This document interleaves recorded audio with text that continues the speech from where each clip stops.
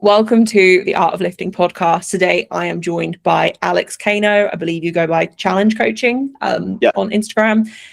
To start with, maybe if you just kind of introduce yourself a little bit for anyone that maybe isn't too familiar with you. I mean, I'm sure after your recent success at Powerlifting American Nationals, people will. So yeah, a little bit of an intro into who you are. So my name is Alex Cano. I've been coaching for about 5 years, powerlifting for almost 6. I actually coach powerlifting at a university in Texas called Texas A&M University.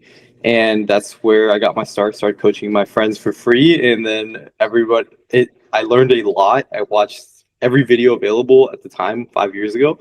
And maybe until 3 years ago, I actually kept up with every form of powerlifting content that was out there. But now there's so much out there that I don't keep up with it. Well, regardless, I started coaching my friends for free. Then I started over time charging people and using the knowledge that I learned. And I just took the information that I knew and I applied it to situations where it made sense. And I apparently got good at coaching, I guess. I think that's quite a good little statement, a bit of an understatement, I would say. But I think it's interesting. People that kind of started pre-COVID, like the information available to us as coaches back then was just so different to what it is now. And like you kind of said, back then keeping up with powerlifting content was fairly easy to do, even like up until maybe like 2 years ago. And now there is just so much out there that like I try and listen to powerlifting stuff the whole time I'm working just to have like background noise. And even now I'm like, I literally can't keep up with everything. Like no matter how long I spend at my desk, I'll still miss stuff. So you started with kind of college powerlifting then. Did you always do the raw side, or were you also in the equipped? I know equipped is obviously quite big over in America at college level.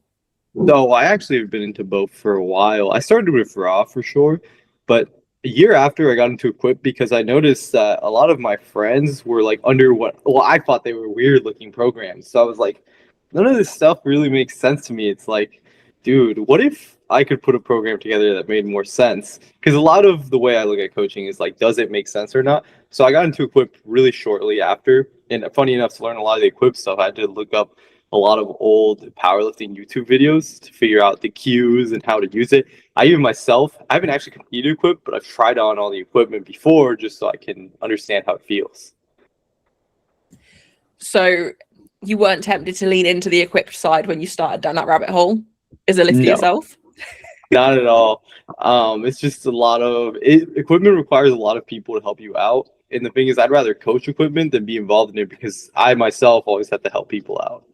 Yeah, and do you still coach both to this day? Yes. I just had an equipped national champion as well, funny enough, at the Powerlifting American Nationals. So definitely still a successful equipped coach, I would say. I think that's really cool. I've never done equipped. I don't coach equipped, but it's something like I've got friends that do it. And I'm like, I'm always so fascinated by equipped. And if I go down a rabbit hole of talking about it, it does make me sit here and be like, no, I actually think I really enjoy doing that side of like coaching and lifting as well, because it is such a team thing. I live in the middle, well, not in the middle of nowhere, but there are no powerlifting gyms near me. So I don't think it would be feasible for me to attempt this on my own. But it's such an interesting aspect. And I think it's really cool when you see like a high level coach in the classic side also doing that on the equipped side too, because I think that's quite rare these days. It's usually one or the other. I would say it's not as crazy as people make it out to seem because equipment is like a skill, right? Like once you've learned how to do equipment, the training is more similar to raw because the strongest raw lifters will also be the strongest equipped lifters. So you have to have at least a certain baseline of raw strength. There's definitely skill that's involved with all the equipped lifting itself and just practice that's involved. Like someone in the off season for equipment might still be doing walkouts, might not be practicing a full equipped squat. But that skill of just walking out the heavier weight or unracking that heavier weight is actually a big skill in itself, I've found, just because it's so much more massive than what someone's 1 rep max is. They have to be better at stabilizing that kind of load. But the training itself is usually very similar.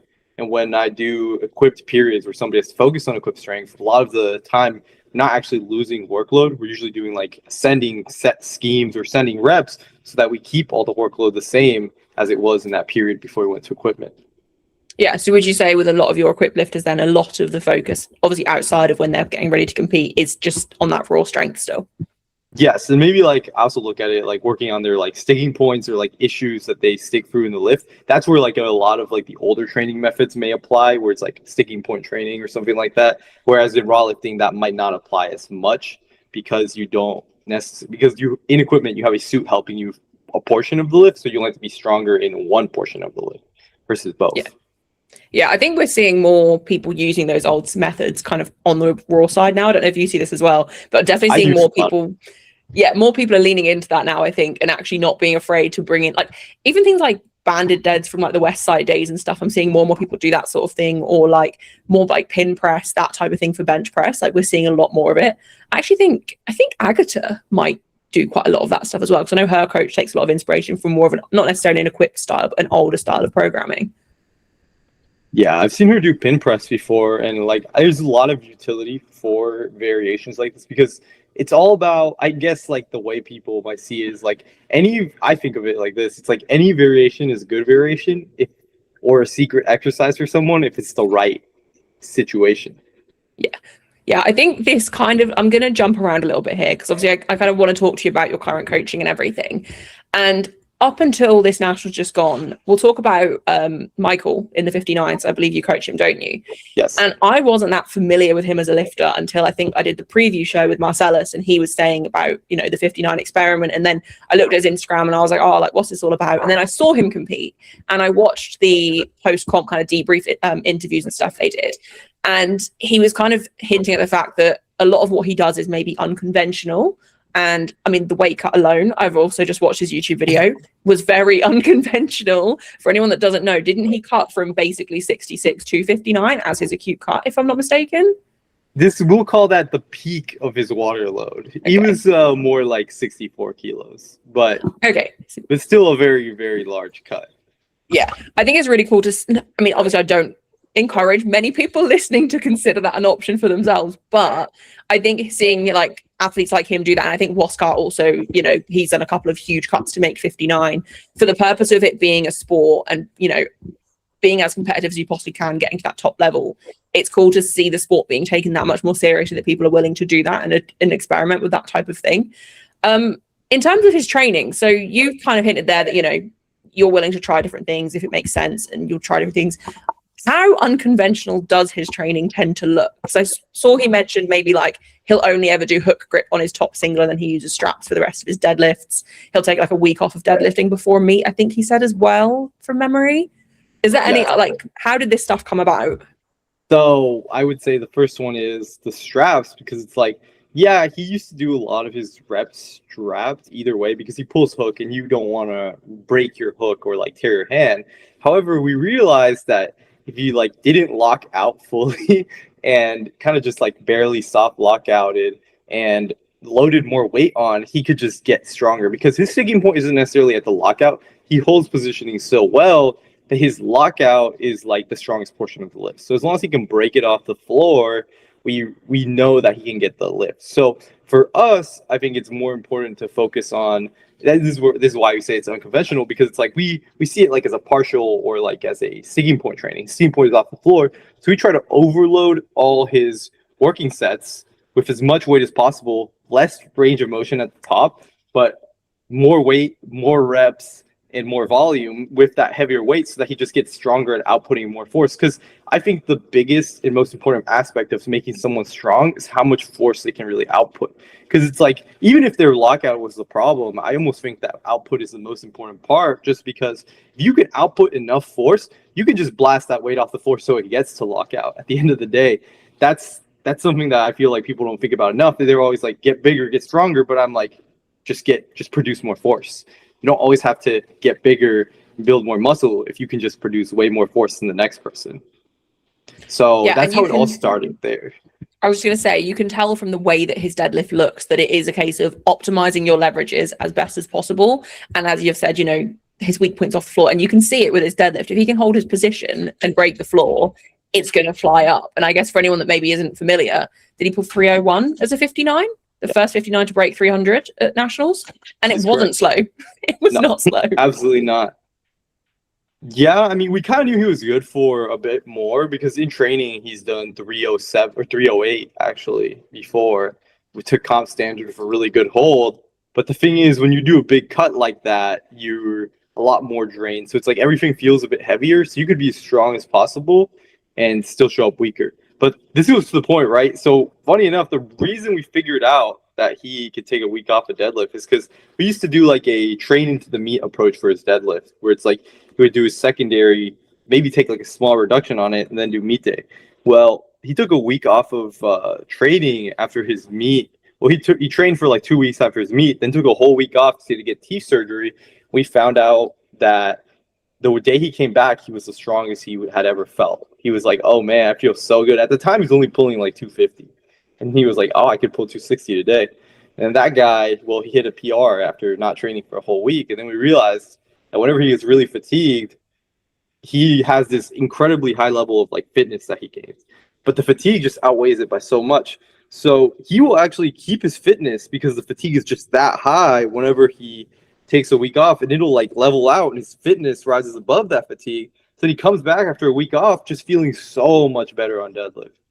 It was literally just by random chance. That's something that I like always pay attention to as a coach, where it's like if someone takes a day off or has to move a day forward or backwards, pay really close note, because what if you learn something from it? Like, I'm never against people pushing the secondary because it just randomly felt good, because what if that secondary is just stronger? I'm all about do what might make you stronger, or like if somebody has like an itch or scratch to try or experiment something, never against it, because what if that ends up being the solution to be even stronger? Yeah, I think that's a really good mindset to have. And I think like with the kind of golden microcycle thing that we've kind of I think it started to phase out a little bit more recently anyway, but I think people have become scared to lean into new things. And I think, I can't remember who it was, there was a coach, I remember hearing him say on a podcast, like, you know, yes, it's good to be predictable with your training, and like you would like your primary session to always feel its strongest week in, week out. But then at the same time, if you push that secondary, your overall kind of workload tolerance and stuff could then go up. But then by the time you then peak into a competition, you're overall stronger because you've managed to put more work in. Like, do you need to like sandbag your secondary just to make your week one's primary feel stronger? Long term, is that going to make any difference to your strength levels? Probably not. Exactly. I agree with this thinking, right? Because it's like we can use even Michael as an example. He will not sandbag his secondary until he takes that week off, or he just doesn't do it, right? Because it's like, what's the point, I guess, of like sandbagging something all the time if you're not going to make progress? You have to do more over time to get stronger, or if not, you will never get stronger. Like, the whole point is to do more over time. Yeah, sometimes the secondary sets you up, and there's cases where sandbagging at least you doing more over time on your primary. But in the majority of the time, most people can handle doing more on 2 days. That just leads to more long-term progress. Yeah, 100% agree.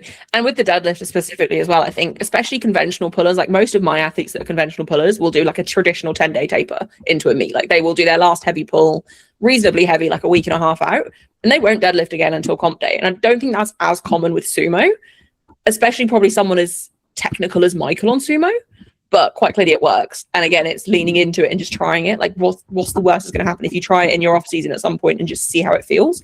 And then obviously you've learned that, and now he's coming in with literally the biggest pull we've ever seen a 59 do, that up until a couple of years ago probably seemed completely out of reach. I think Waskar was pulling like 275 for a world record like 2 years ago, and that was like an unbelievable feat of strength.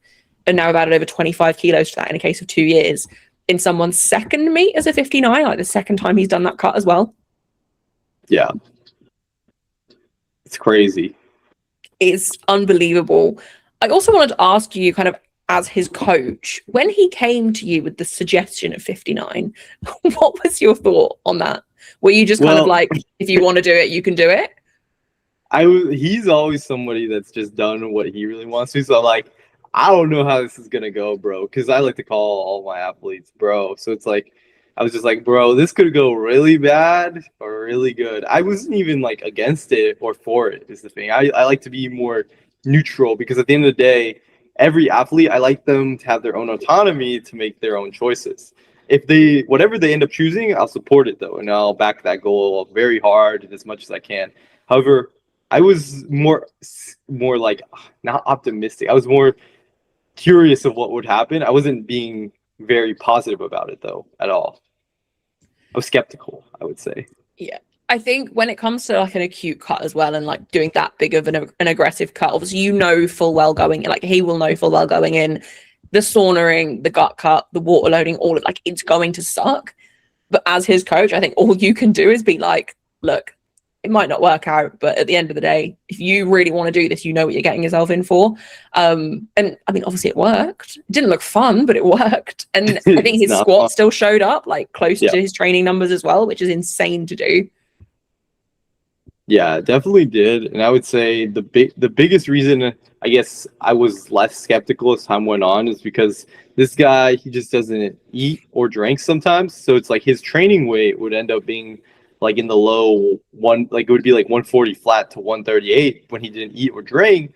So it was like, and he wouldn't have any effect of it. He would still go and deadlift these big numbers and squat these big numbers, but it would just be because he was at school all day and forgot to eat and drink. So that was like what gave me hope that he could actually be a very successful 59, just because he had this ability to lose this much weight throughout the day, still show up strong. Yeah. Yeah. And obviously it worked out as well. And just like last kind of bit on the 59s, I think it's really cool to now see going into Worlds. I think he's got the highest total of the 59s across the world at the moment. But obviously Ivan at Sheffield this year, I don't think he had the performance he was kind of hoping for, but he's another person that's kind of pushing towards that world record. When Waskar comes back, probably next year, if he stays 59, he'll be there. There was someone else as well, and I can't remember where they're from, that I think is closing in on that range as well. So there's going to, I think from memory, there's 3 of them this year, obviously Michael included, at Worlds that are going to be pushing to win the World Championship and get that Sheffield spot, which for the 59 class is unheard of. Yeah, there's actually 3 of them. There's one called Wehu from Indonesia, Ivan Campagno from Spain, and Michael Slavic. So it's going to be very interesting because for once, like it'd actually be cool to see them talk back to each other and like talk all this smack. Usually 59 is one of the least exciting classes of all. Yeah, definitely not this year. And yeah, I think the combination of personalities there as well, like it's going to be really, like they're going to hype it up going in and people are going to want to tune in. So that's going to be obviously really cool. Just while we're on like the PA Nationals kind of side, obviously you also had another national champion in Janae. I don't know how long you guys have been working together, but obviously she's come up massively over like the last couple of years. Like her total, she's been around for a while, hasn't she? I think, but her total has been rising really quickly. She had a very close battle. It didn't end up being as close on the day, but going in, it was expected to be a pretty close battle with Celine Crum, who is obviously battle tested in herself. She's been around for a really long time, and obviously she ended up winning that as well. Were you game day coaching for that? I game day coach for all my athletes whenever I can. Yeah. How did you find being kind of in the thick of that battle?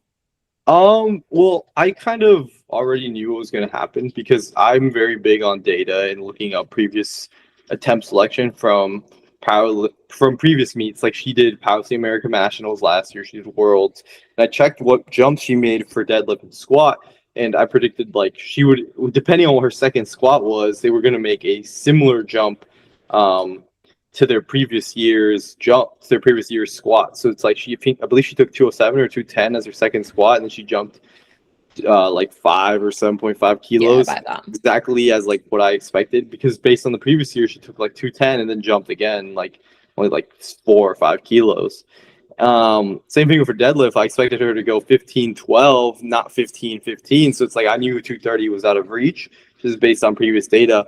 Also, having been handled a TSG athlete before, I kind of just knew what to expect with attempt selection on all of the lifts, where it's like bench they'd start somewhere like in the 89 to 90%, then jump 5, then jump 2.5. Honestly, I kind of already planned the whole meet out in my head, and it played out exactly as I expected, where it's like, and the thing is, Janae was actually very, very hard this prep. Like she had a very good like 3 blocks out, she had some insane training, but she suffered a back injury because it's almost like she pushed so hard for so long without taking like a deload, because she didn't actually feel bad yet until she just hit all at once, which is something that we haven't even like had to experience yet, because it's like when you're doing such heavy weights, there's just so much more problems that are bound to happen with movement, especially since the heavy weights have a very neurologically demanding effect that lasts for a while. So it's like you need a longer period of doing easier weights that cause you to move evenly and straight before you can go back to doing those heavy weights. Because what ended up happening is over time she began to move more unevenly and twisted on these heavier weights, and that led to her left low back twisting forward and taking a lot of pain. That's how she got hurt on a deadlift. Am I right in thinking it flared up again during the competition, or have I imagined that? It did flare up during the competition. However, we tried to keep that under wraps because it's like you don't want your opponent to gain any traction or any mental confidence against you. Yeah, so she's another one that's obviously now going to have this huge battle to prepare for at Worlds, because I think there's Chandler Babb, there's is it Corolla Garin? Corolla Garin, yeah. Like I think the three of them are going to be the ones mostly closely looked at. We've got Annie and GB as well, whose training is looking really good in the 69s, and there's I think Mark Jenner. There's an endless list of girls or women in the 69s that are also going to be battling. It's going to be an insane battle, and obviously you've now got two lifters going to Worlds for you this year. Yeah. Open Worlds, yeah. You've got two lifters going into Open Worlds, and I mean, Janae's done Junior Worlds, hasn't she? Like she's had a battle this time, so she is battle tested and stuff. But like, how are you kind of feeling now that you have to obviously? I'm assuming priority right now is kind of make sure she's healthy before you then start pushing. She's got what 13 weeks roughly to Worlds. Yeah, 13 weeks. So I'm actually feeling really good because it's like I understand how movement works. I studied physical therapy for a while before I dropped out of the program.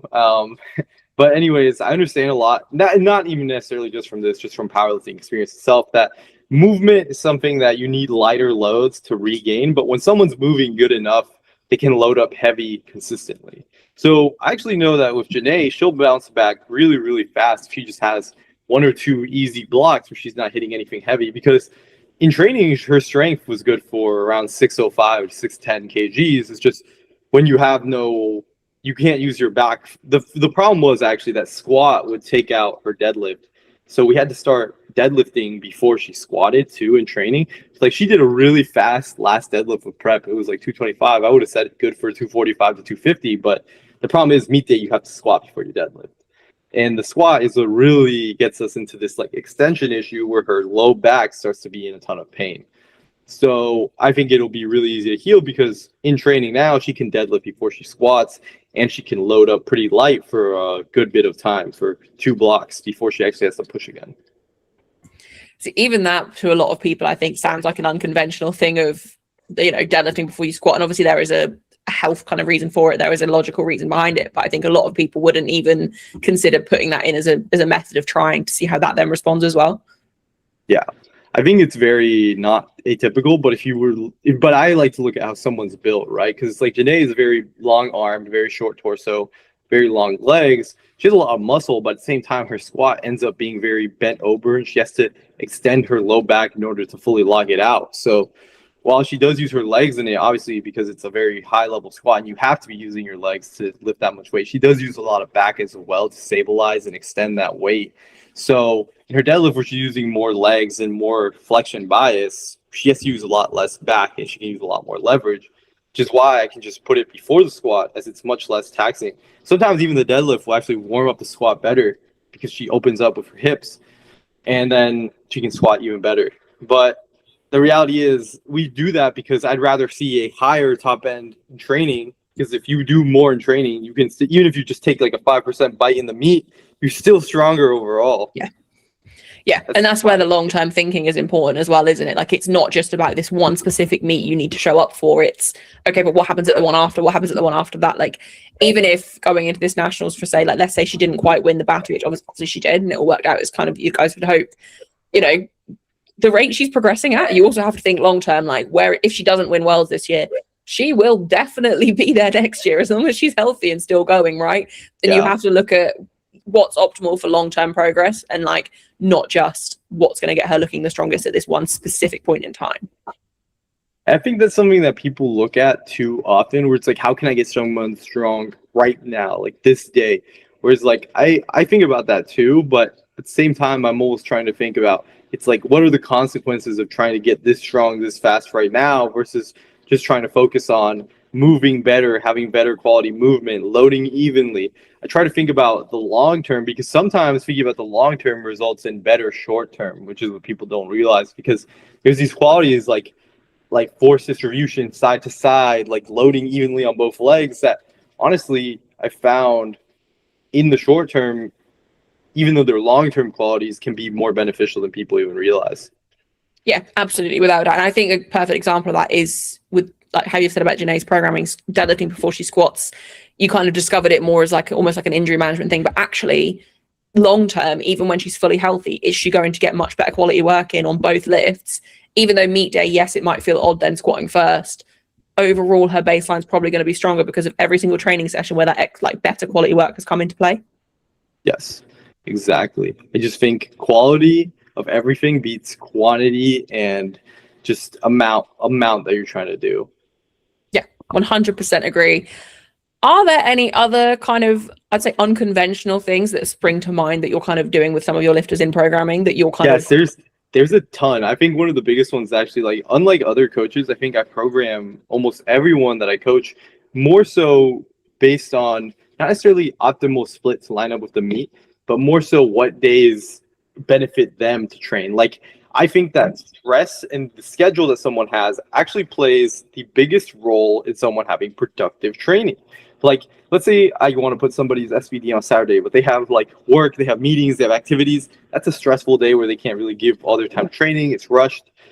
That might not result in the most productive training day. So I would rather ask is what day can you give the most time, relax, sleep fully, go into the session fully slept, and place the SBD on that day, because I think that that matters into how productive the session is, as well as length of the session and accessories in the session. Because it's like I can give somebody a bunch of accessories that I think will be the most optimal, but if they're getting tired by the end of the session, they're not going to do all of them to good quality. So it's like I'd rather do one accessory on like 3 accessories on the same machine. Like let's say I do leg press, I might do them wide stance leg press, single leg press, glute biceps leg press, or 3 different muscles, but they're not moving machines. And it's so easy to get it done because it's one machine. So it's like there's less mental cost spent in doing all these things.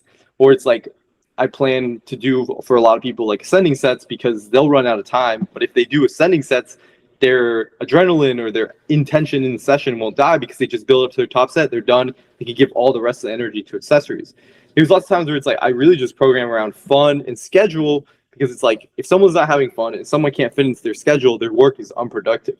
But I've really seen a success in my roster as I stopped focusing on optimization and started focusing on adapting everything to someone's life. I think my favorite part of you saying all that, and I agree like 1,000%, I could not agree more with everything you've just said. But as you're saying it, I'm like, why isn't this common sense? Like, why is this not something that everyone is doing? Because as you say it, it makes perfect sense. But I think a lot of coaches have fell into this rabbit hole of everything has to be perfect and optimal. Oh, you're going to compete on a Saturday. All 3 primary lifts have to be on a Saturday for like the next 2 blocks going into comp so that you're as predictable as possible on comp day. But then let's say on a work, like they work Fridays and they have to do like 20,000 steps in their shift at work Friday. They're exhausted on Saturday. They need that day to recover mentally. Push it back a day or do it midweek when they've got like a day off or an easier work day or something. It makes so much more sense to do. And I think as the coach, it's our responsibility to then figure out how to then make them show up on comp day rather than throwing out their schedule, making them go to training exhausted or tired or stressed. And again, long term, they're going to get much stronger. Even if they take a small hit on meet day, they're still going to turn up overall stronger because they've had much better quality of training.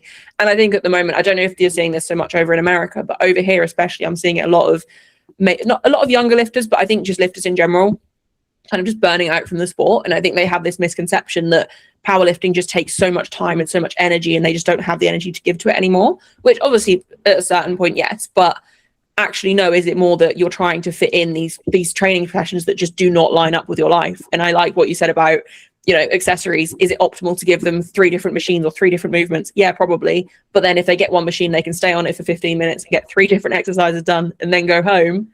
That's going to be a lot better for them mentally and they're going to have a more productive training session. And it all sounds really obvious and common sense as you're explaining it, but not enough people are putting that into practice. Yeah, no, I think that like we were talking about secondary volume, it's like too many people focus on how do we get this person strong right now on this day? I have to do less on my secondary to prime them. Well, the reality is it's like more quality work over time is the resulting answer. And it's like being more locked in, more productive for training is an answer. So you could do way less than someone else. Like, for example, I see the TSG people, they do like 5 or 6 sets, but the reality is almost no one has time to do 6 or 7 sets of 3 or 4 on every lift. Sometimes 3 sets of 4 ascending where your last set is your highest quality and you're just focusing on good, even, well-loaded, high-quality movement can just be the answer to your problems because you get done with the session your ascending sets are your back downs. You're done. Now you go to accessories and you can do machine accessories instead of like free weighted ones where it's like they require less stability, less setup. You just set a pin, you do them, you get the session done in an hour, and you're super productive. That's part of why I see it, because it's like I think you have to meet people where they're at with their life, and that's one thing I see a lot too in America. It's like so many people burn out, and the rate of powerlifting recently has been like dropping down. So my question to answer to these people has been, how do I keep it fun for people and keep them really invested and entertained? And I think, yeah, I might have people that are doing the most optimal program, but even for them, we're doing things that for them are semi-fun or fit their schedule. Like a lot of the best people that I coach, they didn't just get there because it's like the most necessarily scientifically optimal program. It's the program that works best for their life and where they're at in their life. Yeah, I think you summarized that really, really well. And it's something that I hope people take away and actually take on board, because I do think just by adapting things like that, it will just help people stay in the sport so much longer. Even like when you look at, I'm going to just kind of use like the Golden Micro as the example, and you see a lot of the, I'm not going to name specific names, but like you see a lot of these like higher level coaches, and they're like, okay, well, if this feels weak, then you need to put like, let's say bench, for example. Oh, well, their primary bench feels weak. Well, they need a priming session the day before, or they need like heavier exposure 2 days before. And it's like, okay, but that's fine for someone who has flexibility within their schedule.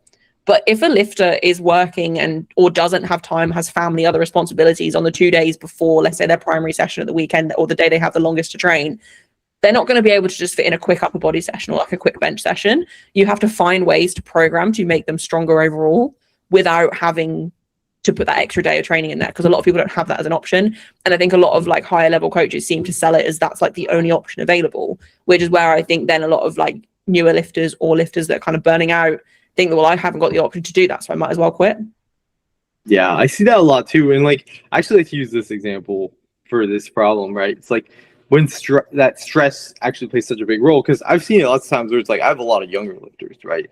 They'll go out and do some degenerate activity like drinking or like partying, and the next day they'll wrap around, have some of the best sessions they ever have. Why is that?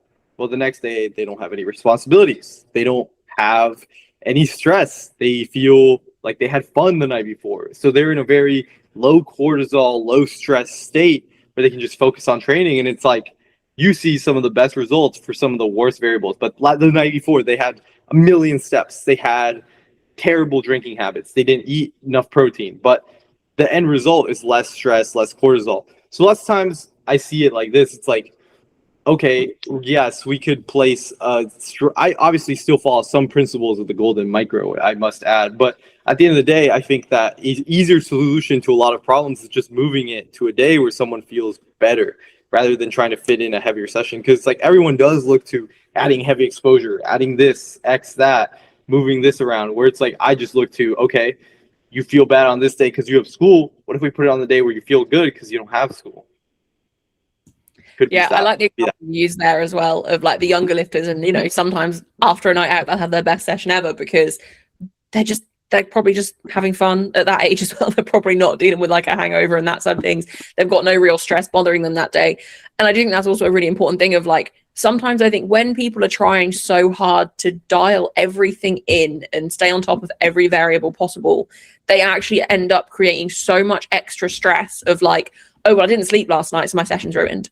And then they end up having a terrible session because they've told themselves that, where like, I remember, I mean, obviously age will make a difference. Like, I remember when I was younger, when I was working as an in-person trainer, I would literally get up at 5 a.m, work from 6 until 2, not really eat anything. I'd have an apple, drive an hour to the gym, and I'd do heavy SBD. And I had some of the best sessions ever. And I wouldn't get home until 10, like 5-6 hours of sleep, literally rinse and repeat that for like a year straight. And I had the best training ever because partly I was young, but also I just told myself that that's what I have to do and I'm just going to get on with it. And I didn't really know any better about like the recovery side of it. Whereas obviously now, granted being a little bit older, but also in my head, I think if that was me and I had 5-6 hours sleep 3-4 nights in a row, I would instantly be like, oh, well, training's going to be awful now. But I think when you're younger, and the reason a lot of these younger lifters have seemingly like unlimited recovery abilities, again, age obviously has an impact. A lot of it is just because they don't know better. So mentally, they don't really care because they don't know it's going to have an impact. Does that make sense?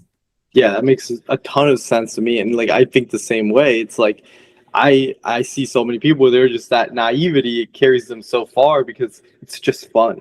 It That fun aspect plays, I think, such a big underrated role where it's like if we can just get someone's program to be a little bit more fun, they're gonna make a lot more progress. Like if they just enjoy doing their program, be like, dude, I love coming in and do my heavy strap deadlifts, not liked out, but I just get to move a lot of weight.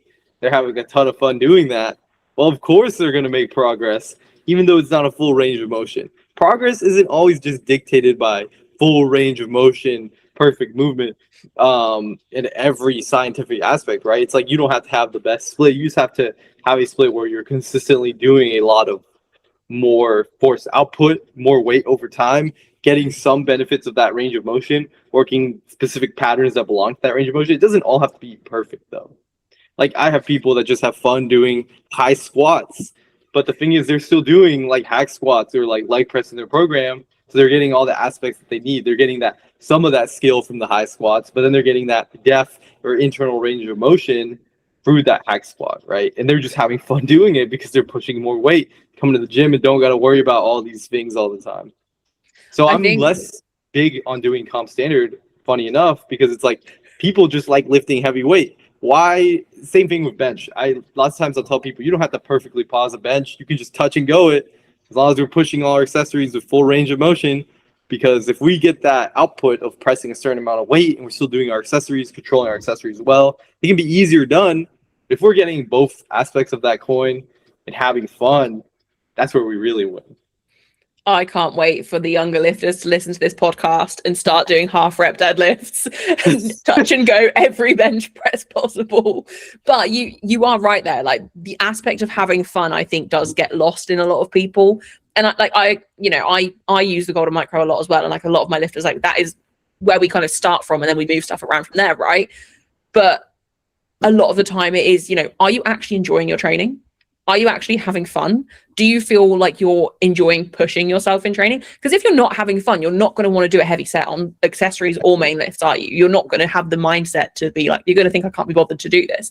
And that's where it's going to be lost. And I think, I don't know what it was like kind of when you started. Obviously you started with college as well, so it's a little bit different. But like when I speak to the coaches and the friends that I have that are coaches from like when I started around like 2018 time, we all got into powerlifting because we just loved going to the gym and just pushing stuff and like kind of broing out on accessories and whatever else. And then we found out that it was a sport and fell into powerlifting as a sport. And I think over the years, as powerlifting has grown and become more mainstream, that's almost been lost, and people join the gym to powerlift, which is great. But then they don't get that thing of, oh, I really enjoy going to the gym and just pushing myself on like random like drop sets on random movements and stuff like that.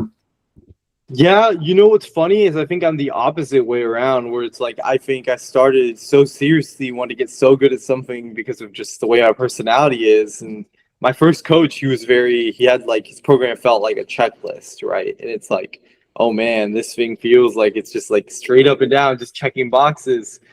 And it wasn't any fun for me. So it's like, I guess I got a different coach eventually, and I developed my own style of thinking, because this coach, his name was Brad Couillard. He helped me with my way of thinking more outside the box. While he was very golden micro oriented, he was like a very good mentor, because he was the first time like I really began thinking just like a very different ideas and like very outside the box ideas. And I'm like, okay, a day could feel good, and that could just be the answer. That was where like this really came into being, because it's like I was coached by him, and he was like a lot less like strict, I would say.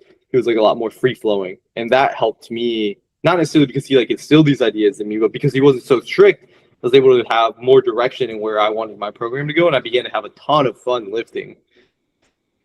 Do you think he also opened your eyes to the idea of it doesn't have to be one, like you can trial different things, and also no two things have to be the same, like you can play around with things, whereas I guess your first coach gave you the experience of you do it like this and this is all you do, and I guess he would have opened your mind to, because I think he coached a lot of people. I've heard of like Brad Kuhler coached like Marcellus as well. Yeah, so he's obviously like a big name coach, and I guess he opened your eyes to the prospect of we can make different things work. Yes, exactly. He opened my eyes to like, okay, maybe your tertiary day could be stronger, secondary day. It's just like any of the days could be stronger for what X reason. And it's like, it doesn't matter why something works. It just matters that it works. Like the reasoning behind things doesn't always matter. It just matters that it works is the thing that he made me realize. Like that's the really big concept that he opened me up to. After that, I worked with him, great experience. But then I actually got more involved in like the PT side. I got a different coach, David Shelton, who's like, because now I'm really into movement and optimizing movement, since that's what I think my programming needs more, since I always have people doing a lot of that heavy lifting. I also need to gain aspects of making people move symmetrically to reduce technique or power leakage side to side, reduce like imbalances. Because one of the biggest things I find also in lifting that people never pay attention to is imbalances, and how those can cause problems really, really fast if not taken care of. Because there's certain patterns that I find are just much worse than other patterns that people fall into. Is that why you originally went down the physiotherapy route? Yes. Yeah. I just want to completely understand that. But then I realized that physiotherapy route is more tailored towards general population, and I stopped having fun with it. So, I mean, I was making enough from coaching. It's just I really wanted to understand. Like I do things because I want to understand them is the main way I'd put it. So it's like I really want to understand why things were the way they were. But then when I realized that I couldn't really apply any of that to powerlifting, because I was working in a physical therapy clinic and I was working with general population, and I was just thinking in my head, this person's problems could have been solved if he just went on a walk. This person's problems could have been solved if he started weight training for maybe once a week, like 3 times a month.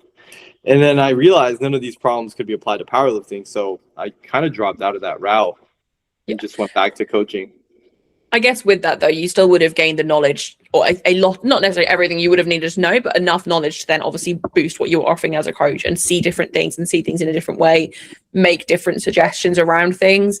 I think that is one thing, like when it comes to like, even as a powerlifter, finding a physiotherapist to work with is really difficult, because I think you need to find someone that understands not just that you squat, bench, and deadlift and go to the gym, but what your body is doing when you're doing those movements, how you're positioning, how you're standing when you do these things. And like, I know like in the UK, there's a few power physiotherapists that know about powerlifting that like generally is who people will go to, but I can probably name them all on one hand, because it's just not really a known thing. And I guess had you wanted to continue down that route, it would have been a case of work with Gen Pop for long enough and then go and find your own knowledge and maybe like work with, I don't know, like a John Song or someone to try and tailor that knowledge to powerlifting specifically. Yeah. And that route would have ended up taking you so long to do, because you would have had to go out and find the answers to the problems on your own, which actually you can kind of do now. Obviously, you're not a qualified physiotherapist, but you can still use that knowledge and help people with that. Exactly. And then also too, you can just build your resources with physiotherapists, because I have like 2 physiotherapists, actually, not even like any mainstream physiotherapists in powerlifting.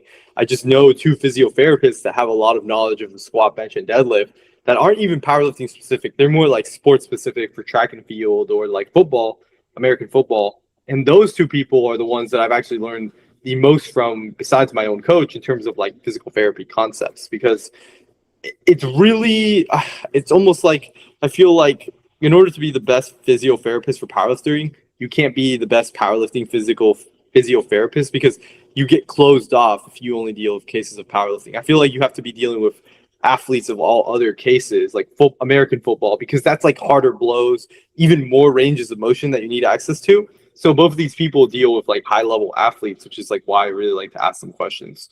One of them is like this guy called Corey Hecht, physiotherapist. Really, really smart guy. I think even Sean Noriega has worked with him recently.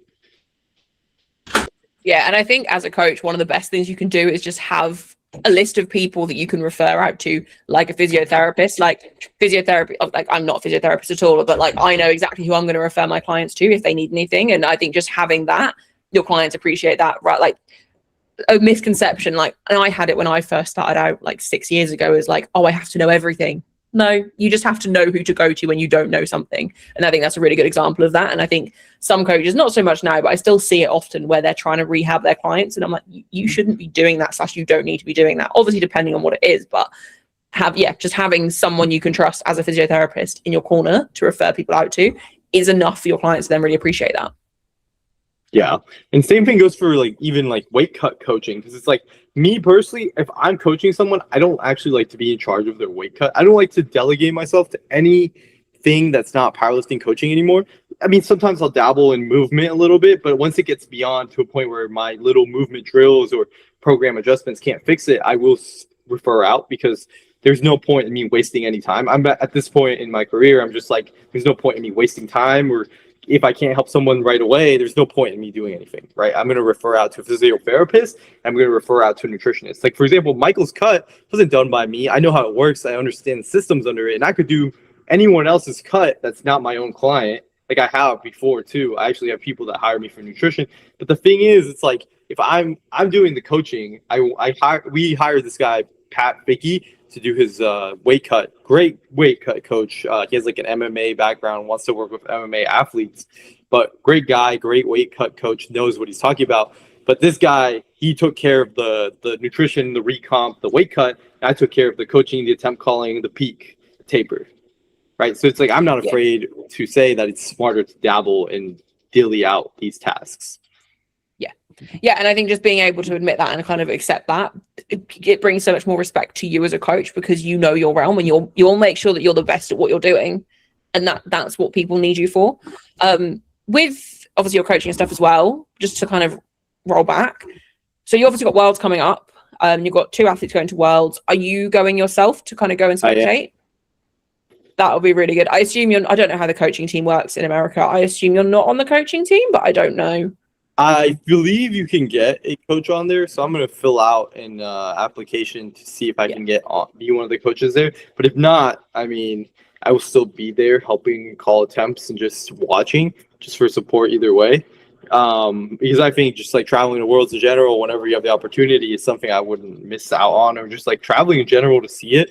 It's like just like a networking, career building, just like socializing experience that I wouldn't trade for the world.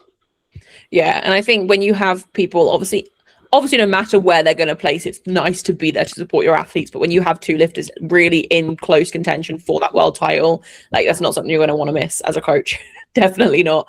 And is Lithuania that hard for you guys to travel to? I mean, not really. I've already been there before there's a Worlds there before where I went. And I think it's not that bad to travel. The plane is pretty long, but the worst part is once you land, it's like a 2-hour car ride to the venue. And then from there's like almost no gyms around the area. But a very nice place, very accessible, lots of resources, not really any big issues other than training isn't like on a stiff bar or a combo rack. Yeah, I think that's always the way with any international, isn't it? It's the train, like the travel, the plane, whatever, like fine. It's when you get the other end is always the worst part. And then when you're leading, I think like the last I went to was South Africa, and it was a 3-hour bus journey. And I remember on the way from the airport to like the resort it was in, it was the dingiest little minibus ever, and they didn't have enough seats for us all. So I remember I was like perched on the edge of this seat for 3 hours, and my legs were on fire, and I didn't know anyone on there, and I felt too awkward to say anything, so I just suffered in silence and did like half a wall sit for 3 hours straight and just kept trying to, and I kept fidgeting, but I didn't want to annoy anyone. You didn't want to like disturb moving. the other person. So I was just, it was awful. It was so awful. Yeah. And then on the way back, I think there was a massive accident, so they had to like turn back, and it took us like 5 hours to get there on like this boiling hot bus. But the experiences are worth it. It's just the travel. But it makes sense. Like, no matter where it is in the world, it's always going to be, you have to get a shuttle of some sort to the venue. Like, they're not going to have a venue right near the airport, right? It's just not going to happen. I just heard that South Africa, the monkeys were terrible. Like, they were stealing everyone's stuff. I love monkeys, though. It was, my boyfriend literally loves monkeys so much. They're like his favorite animal. And we were having lunch on one of the days in like, they had this like fake beach that they'd built. And we were just sat having lunch, and there was a family next to us, and it was a dad, mum, and their daughter. And this monkey was trying to steal the daughter's fries. And me and my boyfriend were just watching, and the little girl started screaming. And then the monkey just sort of grabbed a handful and just sat on the side. And the dad was like squaring up to this monkey, and me and my boyfriend were just watching. We were like, what are you trying to do right now? It was amazing. And then I had a gut cut when I was over there as well, just random story that popped into my head. And typical almond diet. And I remember I chucked them in the bin and literally turned around, and the monkey had just grabbed the bag out of the bin and just sat eating the almonds, and we just stood watching. I was like, this is the best thing ever. But no, South Africa is definitely worth going to if they do Worlds again there, because I know they do quite a lot of internationals there. But yeah, the travel side is a bit dodgy, but it's fine. Everyone made it there alive.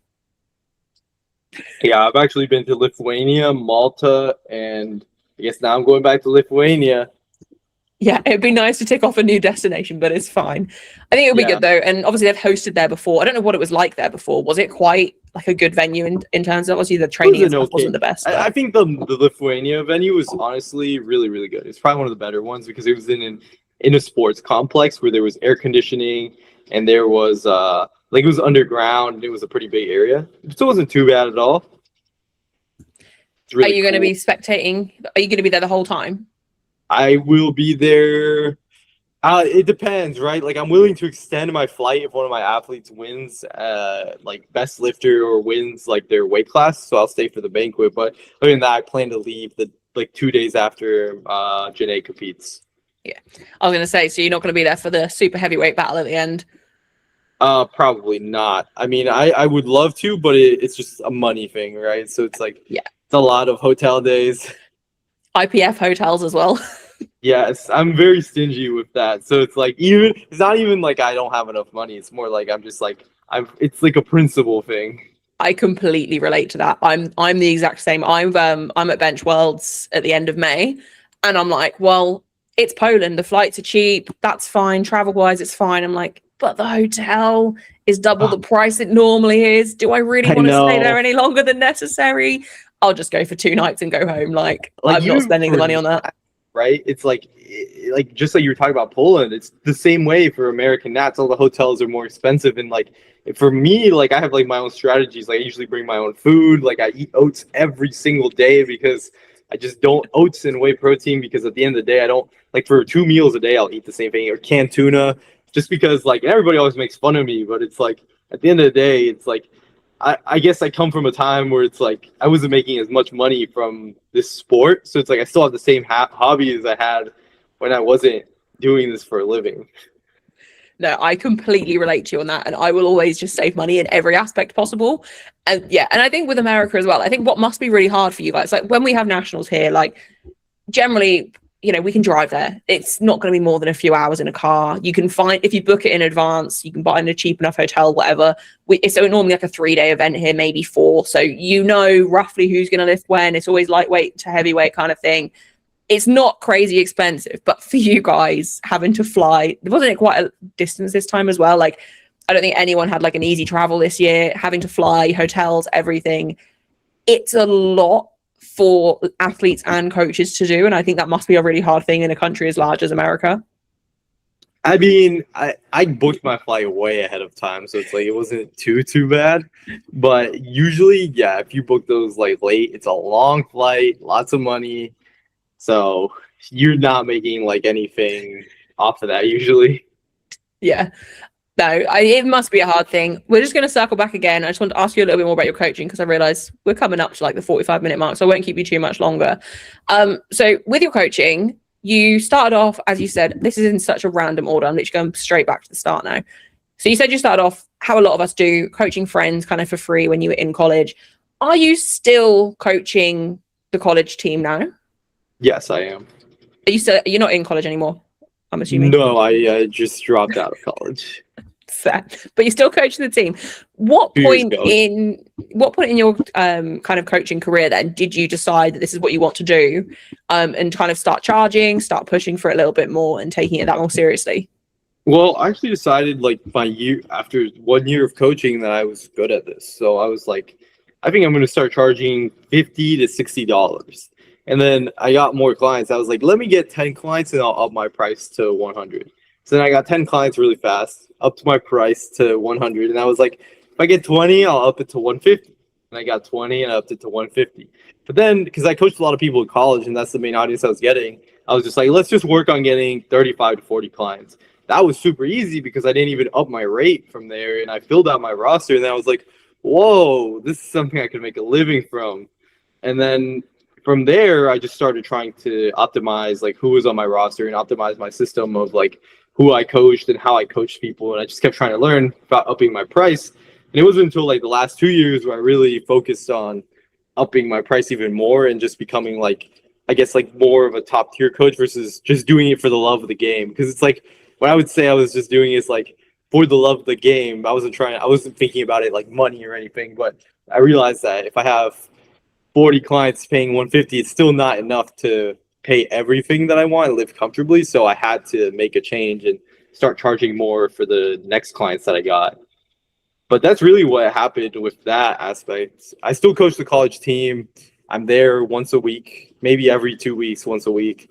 And I love to help people and talk to people because my thing is like I like to get people to think better versus just giving the answer or like being it's like my way or the highway. I like to like if somebody has a problem, they come up to me. I'm always like, well, think about it.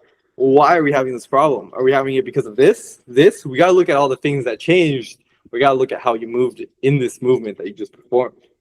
Yeah, I think that's a really important skill for a coach. It's, you mentioned earlier, obviously, like the autonomy for your clients, and it's teaching your clients to problem solve themselves. Because obviously, as online coaches, we try and be there as much as possible. But I've had people come to me before that rely so heavily on their previous coach that they can't even decide on their top set load for a session. And I'm like when they come to me from that background, I know to be available like literally instantly on my phone for them to start with. And then it's okay, well, next week I want you to pick and then not talk to me until the session's done, and like teaching them to be autonomous with their training and their decisions.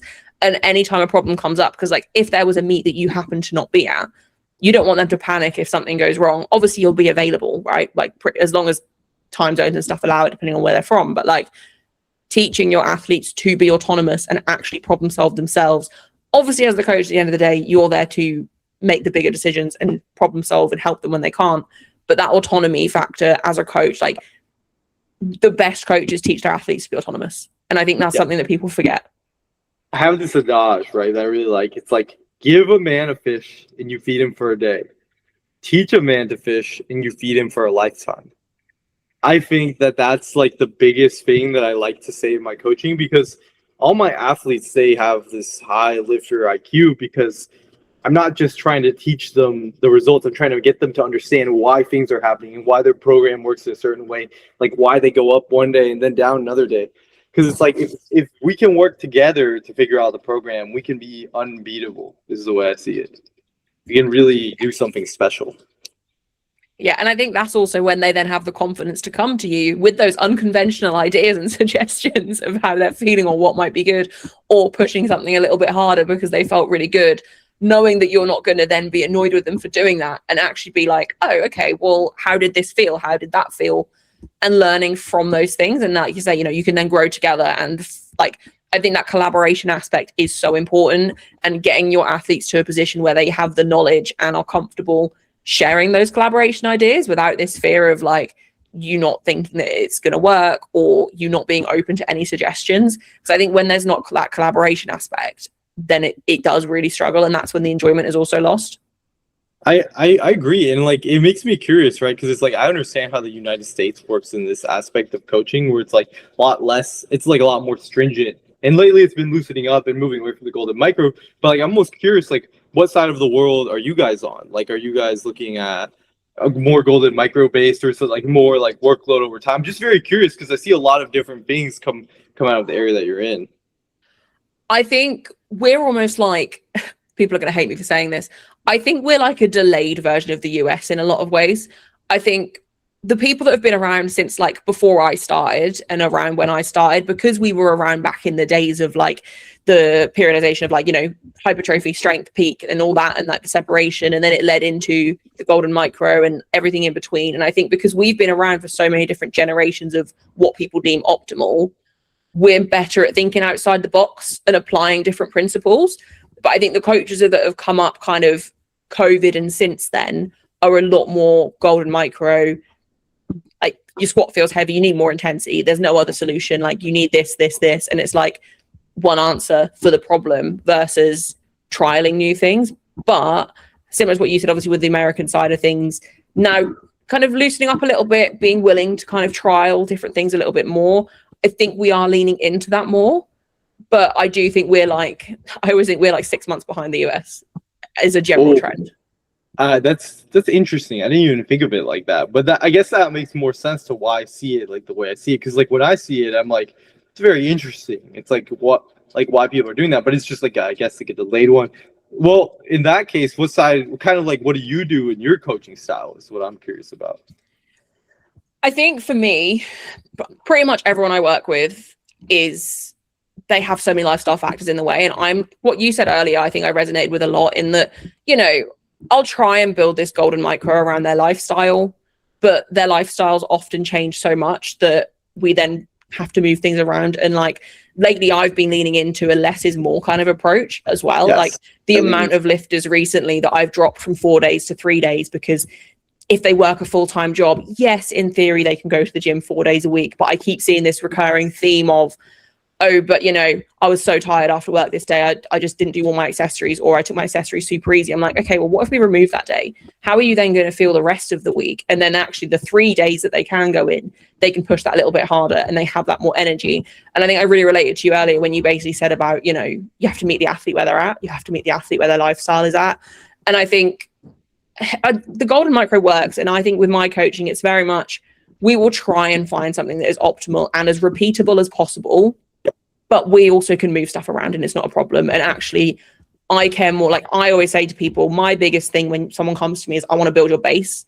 Yes, I want your top end to go up. Like, of course I do. But I don't care if you're, like, let's say we run a single on squats for like 6 months, which I don't do very often, but just as an example, if that single doesn't change for 6 months, but your back offsets are consistently going up and you're consistently hitting things at a lower RPE than you were before, your overall body is stronger, your base is stronger, you have more muscle mass. Like people have described me before as like a power building style of coaching as well.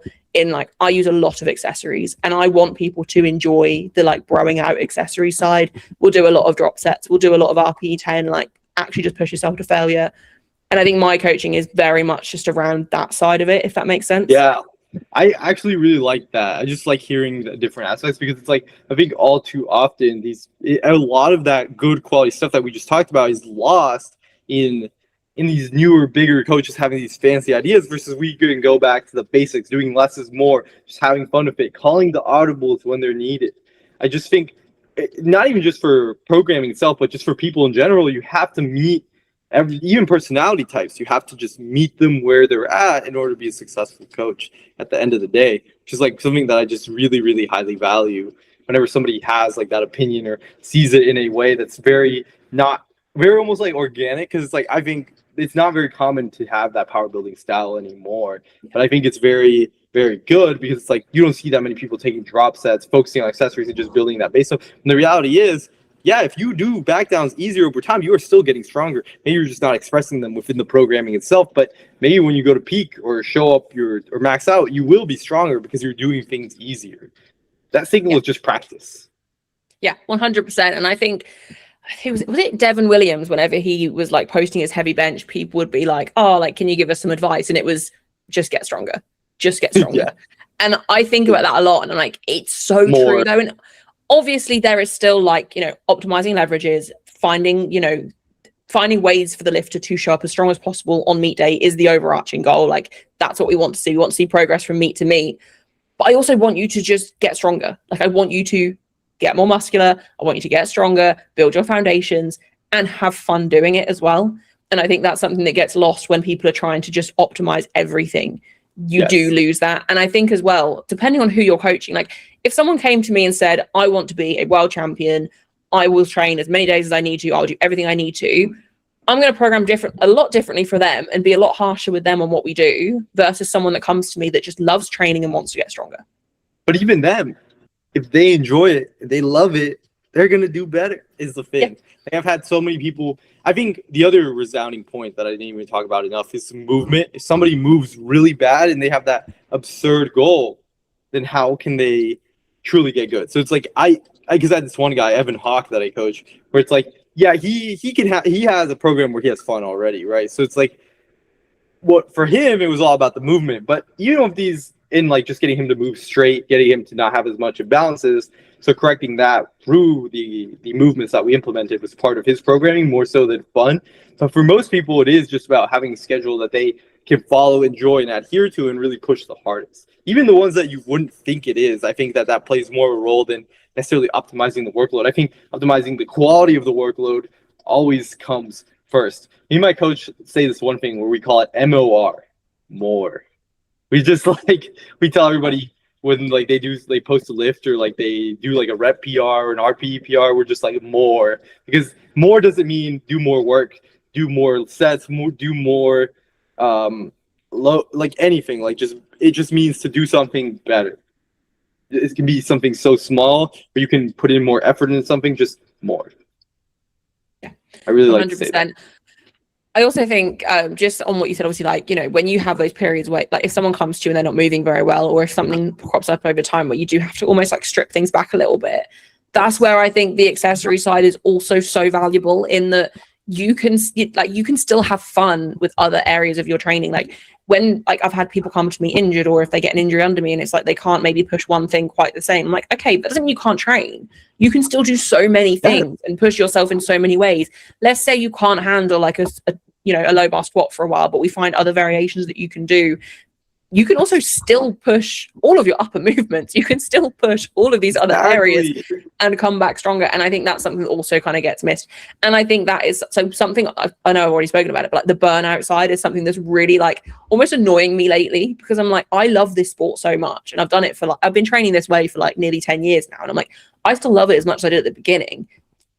And that's because I love the training side of it. And I'm like, I don't understand why, if you enjoy going to the gym, and you like, people leave powerlifting and still go to the gym all the time, and fair enough, it's like the pressure of wanting to increase their total or something is bogging them down, then I get it. But if it's like you're not enjoying the training aspect, I just sit here and I'm like, but that doesn't need to look the same. Like, you can completely change how you're training and still be a powerlifter. Like, I'm sure if we looked at a TSG program versus one that you write or one that I write, worlds apart. Way different. And the other thing I was gonna say too is, like, if you think about it, I think this is going back to the basics approach and stripping everything down is actually so important, because like we'll talk about that Evan guy, right? Like, he could barely low bar squat, so he was doing maybe like 150 to 160 when his max is 250, right? But for like even tempo reps, but he was pushing things like single leg hamstring curl, like leg extension, these like low level, because there's levels to accessories. This is like the least coordination, single joint movement, highest level of stability, even like chest press, all these things that require least stability, have the least rotation aspects. He was pushing these really hard, because what else did we have to push? We're doing AMRAP sets on the single leg extensions because we had to get stronger somehow while we were doing these easy quality movements. It's like you're losing a lot of the energy that you're putting into the movements. It has to be put somewhere else in order to have fun. So it's like this aspect of basics with accessories is just so important, and I think it's so neglected nowadays. Oh, I'm so glad we ended on a agreement note with this. We could have had like polar opposite views, but I think it's also like, you know, where it comes to finding a coach that suits you is, you know, you have to gel with the coaches that you work with in order to get to that point of them understanding what you're going to enjoy and what you're going to like within your training. And like, I've had this conversation with friends that powerlift before, where they almost felt like they couldn't say if they weren't enjoying a program. And I'm like, your coach will know enough to change things. And if they don't, you need to find a coach that you bond with enough to obviously be able to tailor things to how you want them to be. And I think that's a really important thing. And like, the best coach client relationships are obviously like the ones that last a really long time, because they can just change things together, grow together, and change things up when it's needed. And a big part of that, I think, for the maybe, I don't want to say like the lower level lifters, but I think a lot of the time it is the lower level lifters that feel themselves getting bored. Don't be afraid to speak up and say when you're not having fun. Yeah, exactly. Because it's like, maybe what you need is just like a little bit less of what you think you need and more of accessories, or more of something else. More quality is good. It's just like, I almost feel like it literally is like, just like, I think people need to be less afraid to go back to the basics. That's why we have all these things, like people are banning the golden micro and thinking of periodization again, because it's like, when people went back to the basics, started moving good and pushing accessories, good things happened. Or when people started stretching, good things happened. It's just like so crazy, but it was all in front of us all along. It's like the Matrix or something like that. Yeah, it's cool to see people going back to that though, and I think people are a lot more open to different styles now, which I think is really good. I think it was also a thing for a long time where like certain coaches just had one way of doing things and that was their way, and they weren't willing to bend on it. Whereas now I think the coaches that have come up a lot more the last few years are a lot more willing to change how they do things and see things, you know, what works for one person, which again is another very obvious statement, but what works for one person might not work for another. And you have to be willing to adjust for that. Where like, again, I won't name names, but like I can think of some coaches that people will go to that are seen as these high level coaches because they've had one or two like really great athletes, but they do the exact same thing for everyone. And then people go and get hurt, or they just go and burn out. And it's like, yeah, that's because you need to be able to change things up based on what that, like, meet the lift where they're at. Don't need that 7 set of comp squats, buddy. No, I can't think of anything worse. But no, You do not. I want to just ask you, Evan was a name that actually I was going to mention because he was, I don't think he had necessarily the day he was hoping for at PA Nats, but wasn't he someone that was in the conversation? Is it the 66 he's in? Yes. I know he wasn't in the prime time, was he? But he was someone in the conversation. The reason he was in the conversation is literally the reason why he also didn't do good. He has what I would call A minus to B plus level lower body lifts. But the thing that usually sets him apart is he has the A plus bench. Like he pressed 210 at one point in his training as a 66, like close 68 body weight. Let's be honest, not 66. Yeah. But it's not that far from the class regardless. But he squats a good bit. Like he squatted 260 in training. He weighed in with 20 minutes left in the weigh-in time and still squatted 250, still deadlifted 265. So he's not that bad at the lower body lifts for the weight class either. But the bench, we were expecting it to be about 190, but unfortunately he was called on upper body thrust and def on his first and third attempt. So we had to retake 170. We opened super lighter than we even thought we were going to open because it's like we were just so scared for the new rules. We were expecting at least 180 to 185, but we didn't even end up with that because on our first one, we got all reds for def. And then we took it deeper, got 2-1, barely got it, 170. It was really easy. All of them were super easy. But the last one, he got a light for upper body thrust. And they gave us the wrong light, but the jury said it was upper body thrust. And then he also got a red on elbow def, and he got 1 white. So it's the rules, in my opinion, judged very inconsistently because later in the primetime session, Jonathan Garcia benches the exact same way, was able to press a 180, and he literally benches the exact same way and got all 3 whites on all attempts. So it's almost like he's the poster child for the rule, I would say. The new bench rules, like I mean, I'm not a fan of them, as is probably not a surprise. Most people aren't, but I was going to use PA Nats, which in hindsight, you are an American, so you might get offended by me saying this. I said this on my when I filmed with Marcellus yesterday, which is the Nationals recap, but the standard of judging at powerlifting American Nationals is always a bit iffy / inconsistent, at least, right? And with the bench rules, I was like, okay, well, I've got a couple of athletes that I would say I think are fine, but are probably borderline. And if they're competing at a regional level without a jury there, they're probably not going to pass because I think a ref's going to just instinctively think, oh, you upper body thrust, whatever. So I was like, it's fine. I'll watch Nationals, see how it's refed, and then I'll have a better idea. More confused than ever. Literally more confused than ever. Me too. Don't even know. Don't know what to say. However, in regards to it, right, it's like one thing that I did discover because of this is because just talking to more of the jury and refs after the meet, you can have that lower body thrust. Like your hips can move as much as you want, but it's your upper body that can't move that much. Like it can move a tiny bit. It just can't, like you can still sink. So one thing we're actually doing to work on that is we're doing pin press where I'm having him sink in, but the pins act as a way for him to not thrust his upper body more. He just presses up once he gets to the pins. Like he can still sink it in and use that rebound for the sink, but he can't sink any deeper because the pins are there and he has to be forced to push. Because I think part of the reason is like this guy is afraid to push the bar back up after he sinks into his chest. Just another creative method of, I think, problem solving. But it's like, I realize since we can really get ourselves stronger if we're still sinking, it's just like, we just need to be able to sink while not sinking any deeper. So that's where the pins help because you can still sink, but it prevents you from actually like crunching down. And then right when you sink, you have to press back up. Just like a recent thing. That makes total sense to me. I think for me as like a coach, the thing that stresses me is how I think like with the bench depth rule, people are over reffing it because they feel like they have to be over cautious with it. And I fear this is going to be the same thing of people basically just red lighting when they're not sure rather than white lighting in favor of the lifter, like the rules say, because they're just scared to get it wrong and don't understand it. And like one of my lifters, we're now taking him back to a soft touch because he's competing at like a local level. So there's not a jury that I can then go and be like, watch it back, watch the replay, whatever. But like with his, it's just that he does kind of lose a bit of tension. Like he holds his position, but he loses a bit of tension and he just has like a bit of a weakness when he soft touches. So he lets it fall into his chest for that last like maybe 3 inches of movement, but he doesn't thrust it up. He just presses it up. But when you're watching it in live, when it's just one quick rep, you can't tell because obviously It's the bar hard does to dent tell. into the upper Exactly. body.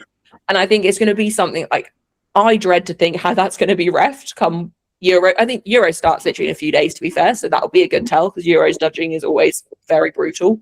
But yeah, I think there's a lot of confusion. What you've said sounds like a really good way to work around it. Hopefully in practice, it also is a really good way of working around it. Yeah, it's just But like trying to think of all the ways we can actually fix this issue because it affects everyone or almost everyone. It affects a bunch of my really good athletes, which is a problem. Even Miss Janae is affected by it because her strongest benches have all been done sync. I mean, we switched to soft touch for this last meet, but not as strong. So I really think that having like some sort of way to teach the body to stay firm when you're sinking it in and just apply more pressing power is like the solution. yeah, it's reducing the illusion of a sink, isn't it, I guess, Yeah. and having that little bit more control at that touch point. We will see, but it's cool to think like next year, I assume Evan should be, if he's staying 66, in that conversation more firmly as well. So that'll be really cool to see. And yeah, your team seems to be on a pretty good uptick right now. Yeah, I mean, other lifters that I have is, let's see, we have him, and then I have a 63 kilo lifter, Audrey, who's also, I mean, she's dropping to 57, but her total will be very close to Natalie Richards next year when she does PA Nat. So I'll be very excited to see that. Is this a healthy Natalie, like 100%, or is this a Natalie kind of? I think maybe she won't beat it, but she'll be close. She'll be in the 480s, 490s. Definitely gunning for that alternate next year. I think it'll be cool to see people pushing. Obviously, like I really love Natalie as a lifter. I think it would be cool to see more people pushing that because like Bria had a really good meet as well, and she definitely had some room there with slightly different attempt selection. So then you've got your lifter coming down too. I think the 57s in America, like depending on what happens with Natalie's injury and strength levels and stuff, like she's gonna have to be at least at the very least be honest. All her lifts be on it. Because I know that this wasn't necessarily the national she wanted, but it's like we got to keep her so that she's taking all her attempts and making all of them, right? And like we can't have a Natalie that's missing a squat and a deadlift anymore. Because if Bria and Audrey are there to push her, I don't think it would be the same outcome. Because I think Bria next year will get stronger as well and be there to push her very, very well. Yeah. I think next year's nationals is going, like the American nationals next year is going to be insane because everyone is going to have to be there as well. There's not going to be people missing Sheffield. I'm also very excited for the 84s because Amanda might actually get pushed this coming year. I'm curious to see what Agatha does. I'm not sure if she's going 84 or 76, but it's like I really like want to see some movement in the chains, you know? Like it's like I'm a fan of all the weight classes, and I think that's the one weight class left where it's like the record hasn't really moved. So it's like even if we don't see the record move, as long as we see more people start to gun for the record or like more people pushing Amanda, that would be really cool to see. I think even like Cranen in the 76s, Agatha might want to come back and be like, no, you're not the best 76. That's why I'm still here. Really sure. But also, if they both decide to go up to 84, like Cranen's clearly progressing at a crazy rate. She might even out total Amanda as at 76. I'm getting ahead of myself there. And as an 84, I love Amanda and I want to see her do really well. Yeah. But there are people like Carlina's now moved up as well, and her squatting training. I forgot about Carlina. That's another that's crazy. She's stronger at 84 as well because it's like she does a big cut usually from 79, 80 to make 76. And now she's sitting at what her off-season weight is. So it's like her off-season bench is really good. Yep. Is the thing. And squat. In squat, yeah. I mean, her bench specifically is the one that I remember having a huge drop-off. I think her squat does too, but she still squats huge for 76. So it's like I almost like discount it. But her bench is like 140, 135 in her off-seasons, right? Yep. So it's like I think it'll just be crazy to see what she can do at 84. Yeah, the 84s, I think, at Worlds this year is going to be completely different. And then Agatha, I think, ban is up in November, I think. So this time next year, who knows? I think this year is going to tell us a lot, I think. And I think for next year, even like on your guys' side of things with Powerlifting American Nationals being like Sheffield in November, obviously having that time to then build, everyone's going to have to show up to nationals for you guys next year. I think we're going to have a lot more people come through. Like we've had so many people this year come through the woodworks that people weren't expecting. what's it going to be like with another year? And people are probably going to be hungry to prove a point as well, with all of like the Sheffield lifters going to be there. And Yeah, then it's going to be, I don't know. I'm very excited as a powerlifting fan for the next 12, 18 months of powerlifting. I think we're going to I see am some super phenomenal excited as numbers. well. Yeah. I also have another lifter too in the 57s, another one called Logan Alwayne, who's also probably in that Natalie Richards level caliber, totaling around. She did, what is it? She competed at 56 in USAPL, and then, I mean, 60 in USAPL, but now she's 56, and she totaled, I believe, 455. This was like 3 years ago, but now I think she's around 490. She just hasn't competed since then. Yeah, Like and I'll I be think very didn't see Natalie that. win with 490? Yeah. So we'll see. I It's gonna oh I be mean she's just like our little like she just hasn't competed in forever. it's gonna It's be been a so long time. interesting to see. And yeah, I'm excited to see the team flourish over the next 12 months. It'd be really cool Very to get excited on to at see Worlds what and happens. potentially a Sheffield trip later this year as well. Hopefully. It'd be really cool. Really, really cool. I assume with Sheffield you would do the game day handling and stuff as well. Yeah. You wouldn't want to miss that I opportunity. would not want to miss that. No, that'd be really cool. Did you want to shout out your coaching or anything before we kind of wrap things up? Yeah, I mean if people want to follow my coaching, they can just send me a DM on my Instagram. That's where I respond fastest. It's Alex_Cano_challenge. And I do mentorships and coaching for nutrition and powerlifting. So, yeah. Perfect. Brilliant. Anything else coming up that I've forgotten about or not mentioned? No, that's about it. I'm just excited to see what the future holds.